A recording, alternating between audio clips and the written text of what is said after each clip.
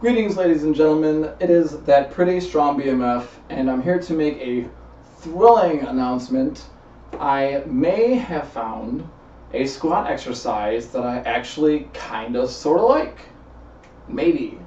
So, quick little backstory about how I came about this exercise, without boring you too much. I saw a video on YouTube for a back exercise that I quickly modified to make into a squatting exercise, and then just after I did that, within a few days, I saw one of my favorite YouTubers.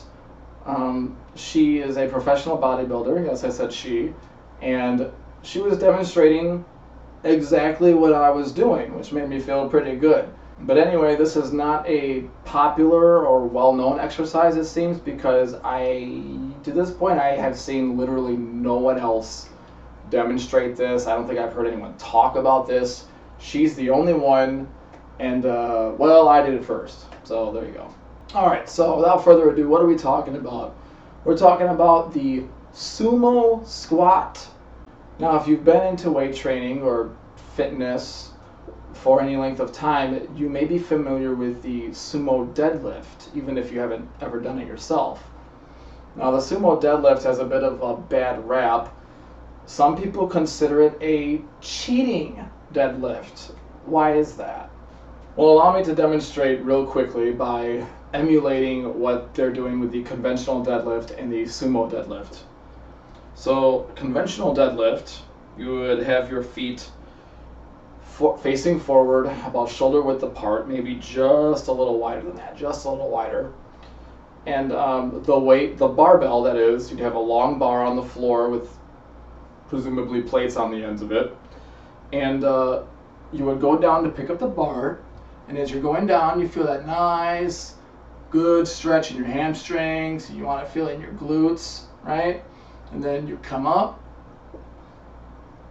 and then you go down and you put the weight down on the ground, and then you feel that stretch again and come back up again. And you keep doing that, right? Well, what happens with the sumo deadlift is you take a wide stance like this, and some people go really wide on this. And what happens is that you're so much closer to the floor that it actually kind of feels like cheating. And I can tell you as I'm demonstrating this that the big stretch just isn't really there. Maybe I can feel it a bit more in my calves, but overall, the huge muscle building stretch, that pull, that force that you're getting from the deadlift typically just isn't really there. But some people prefer this nonetheless. So again, that was an emulation of the conventional deadlift versus sumo deadlift. It really just has to do with your foot placement. Now, the squat is a bit of an oddity because there's no proper or correct way to place your feet. You want to do whatever feels good for you ultimately, because everyone's hips and joints, like everything's built differently for each person, so you want to do whatever feels good for you ultimately. But the rule of thumb is the closer your feet are together, the more it's going to work your quads, and the more spread apart your feet are, the more it's going to work your glutes as you're doing a squat specifically. But as we're doing a sumo squat, we want to take a nice wide stance, very similar to what a sumo wrestler would be doing as they, go down to do their squat. So you've got a nice wide stance. We're going to go down.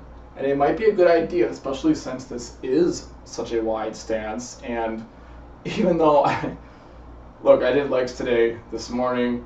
This is the third or fourth time I've shot this video.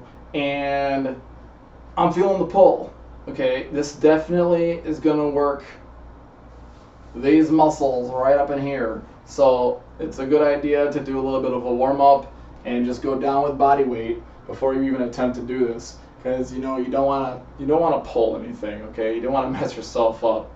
But once you feel comfortable going down, go down and pick up the dumbbell and slowly raise it up like this, at least for your first rep, right? Now, you want to lower it slowly And you have two options. You can either suspend the dumbbell, hold it for a second or 2 seconds or whatever, and then come back up. Or you can put the weight down just as you would with a deadlift. Or you can put the weight down onto the floor just as you would with a deadlift. Again, I would hold that position for a second or two at least, and then bring it up again. Whichever way you choose to do it is completely up to you. I like to switch it up, honestly. It helps to keep the exercise a bit more interesting, makes things less monotonous. I already hate doing squats in general, so any little thing that I can do to make it more interesting and tolerable that's a plus for me. And just with any other squat, the way you have your toes pointing is again a matter of preference. I feel a lot of tension in my knees when I try to put them too forward, so I have to stick them out a bit. So I have to, angle them out a bit more. They're at about 45 degrees the way they are now, and I find that to be most comfortable when I have my legs out this far. Now, one more thing that I feel I have to mention before I conclude this video. Stick out your butt. You have to stick out your butt when you're doing these sorts of things. Picking up anything off the floor, putting anything down on the floor, whenever you have to bend your knees or get low, you gotta stick out your butt. You need to do that if you want to avoid trips to the chiropractor. As we go down, we're keeping a nice rigid lower back. Okay? It doesn't matter how low you go. Never stop sticking out your butt. Always, at all times, without exception. So that's the sumo squat. Again, it's apparently not a very well-known or popular exercise for one reason or another. Frankly, I don't know why it's not. One reason is probably that it's with a dumbbell, and people don't seem to be particularly fond of doing squats and deadlifts with dumbbells. They'd rather use barbells. But we ain't working out in a gym, are we? We're in our living room with a yoga mat, as you can see. So what do you think? Does this look interesting? If you do decide to give this a try, try it out a few different ways with a bit of a wider stance, a narrower stance, toes more out, toes more forward. Again, resting it on the floor or suspending that dumbbell in midair for a couple seconds. And let me know in the comments, come back to the video and let me know in those comments exactly what variation you prefer for whatever reason. Alright, thank you for watching. I'll see you in the next one.